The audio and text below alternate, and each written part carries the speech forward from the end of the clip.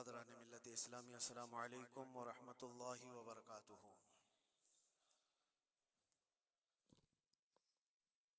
الحمد للہ وکفا وسلام علی حبیبہ المصطفى، اما بعد فاعوذ باللہ من الشیطان الرجیم، بسم اللہ الرحمن الرحیم۔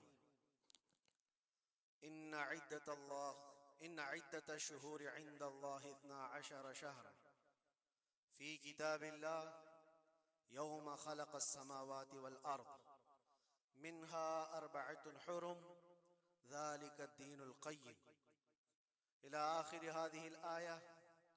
صدق اللہ مولانا العظیم۔ بارگاہ رسالت محب صلی اللہ علیہ وسلم میں درود پاک کا ہدیہ پیش کریں۔ اللہم صلی علی سیدنا و مولانا محمد معدن الجود والکرم وآلہ واصحابہ الکرام وابنہ الکریم وبارک وسلم صلاة دائمة سرمدا ابدا۔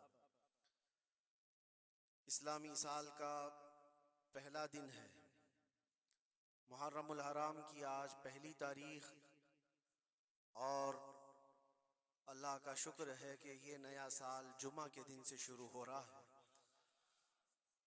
اللہ تعالی اس نئے سال کو ہم سب کے لیے خیر و برکت والا سال بنائے۔ ویسے تو اے مومنوں، سال کی شروعات ہی سے مسلمانوں کو قربانی کا جذبہ سکھایا جاتا ہے۔ ذی الحجہ کے مہینے میں بہت بڑی قربانی، جس کو ذبح عظیم کہا ہے قرآن عظیم نے، سیدنا اسماعیل علیہ السلام کی قربانی کی یاد دلائی جاتی ہے۔ اور محرم آتے ہی شرق و غرب، شمال و جنوب، تمام تر مومنین کے درمیان ایک چرچا مشہور ہو جاتا ہے، وہ صبت رسول، لخت جگر بطول سیدہ فاطمۃ الزہرا کے آنکھوں کے نور سیدنا امام حسین اعظم رضی اللہ تعالی عنہ کی قربانی کے چرچے ہیں۔ اور میرے عزیزو، صدیاں بیت گئی سیدنا امام حسین کی قربانی کو لے کر، لیکن ذکر اب تک پرانا نہیں ہوا۔ ہر سال مسلمانوں کے درمیان یہ ذکر بڑے زور و شور سے آتا ہے، اور بڑے اہتمام کے ساتھ مومنین اس کا سننے کا اہتمام کرتے ہیں۔ میں ایک چیز آپ کو بتاؤں، کبھی کسی نے یہ نہیں کہا کہ ہر سال کربلا کی داستانیں کیوں سناتے ہیں۔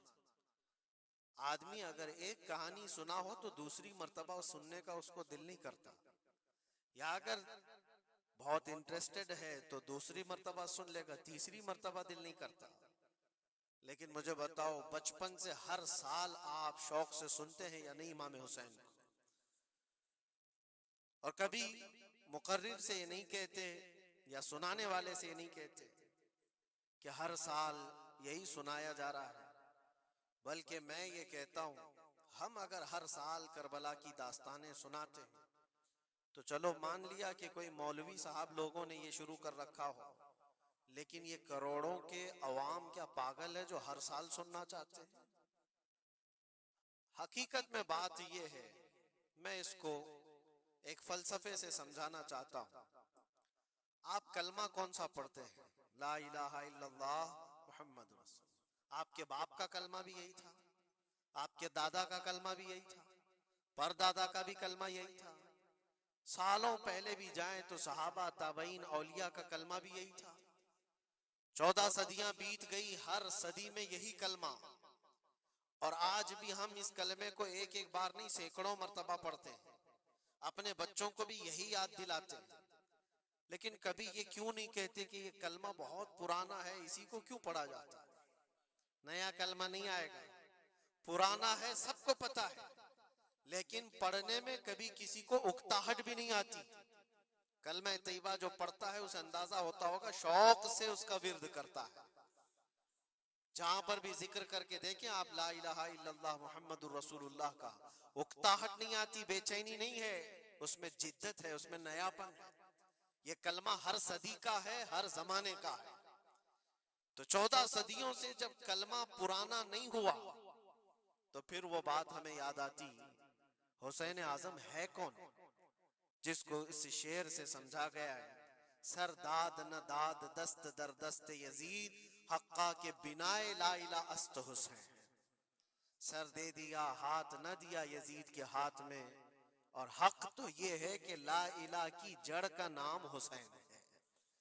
تو لا الہ کی جڑ کا نام، لا الہ کی بنیاد کا نام حسین ہے، تو جس طرح کلمہ پرانا نہیں ہوتا اسی طرح حسین کا تذکرہ بھی کبھی پرانا نہیں ہوتا۔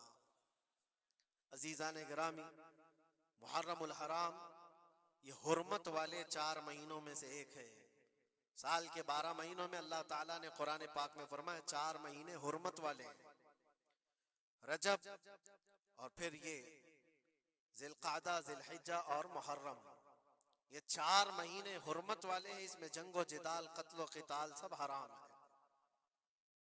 صرف آپس کی بات نہیں کر رہا میں، کسی دوسرے کے ساتھ بھی جو جنگیں ہوتی تھی اس وقت یہ سب حرام ہو جاتی، سب تلواریں نیچے رکھ لیے جاتے حرمت والے مہینوں۔ لیکن تف ہے، لعنت ہے اس یزیدی فوج پر جس نے حرمت والے مہینے کا بھی خیال نہیں کیا، اور نہ ہی کفار و مشرکین سے ان کا مقابلہ تھا، بلکہ رسول اللہ کے گھر والوں سے مقابلہ تھا، اہل بیت اطہار سے مقابلہ تھا۔ حرمت والے مہینوں کی دھجیاں اڑا دی گئی، کربلا کے اس میدان کو پورا لالا زار کر دیا، اس طرح خون ریز کر دیا گیا، ہر جگہ اہل بیت کے ٹکڑے نظر آتے تھے۔ وہ ایک عظیم سانحہ ہے، ایک عظیم حادثہ ہے جس کو رہتی دنیا تک بھلایا نہیں جا سکتا۔ آج میں تھوڑی باتیں عرض کر کے آپ کے سامنے یہ بات رکھوں گا۔ اللہ کے نبی صلی اللہ تعالیٰ علیہ وسلم نے اس حرمت والے مہینے کی فضیلت بھی بیان فرمائی، اور اس محرم میں حضرت حفصہ رضی اللہ تعالیٰ عنہ جو حضور کی زوجہ ہیں، وہ فرماتی ہیں رسول پاک صلی اللہ تعالیٰ علیہ وسلم 4 عمل زندگی میں کبھی ترک نہیں کرتے تھے، چھوڑتے نہیں تھے۔ وہ کیا ہیں؟ تو آپ فرماتی ہیں ان میں سے ایک عاشورہ کا روزہ حضور کبھی نہیں چھوڑتے تھے۔ عاشورہ کا روزہ رسول پاک صلی اللہ تعالیٰ علیہ وسلم کبھی ترک نہیں فرماتے، اس کی بڑی فضیلت ہے۔ یہ عاشورہ کیا ہے؟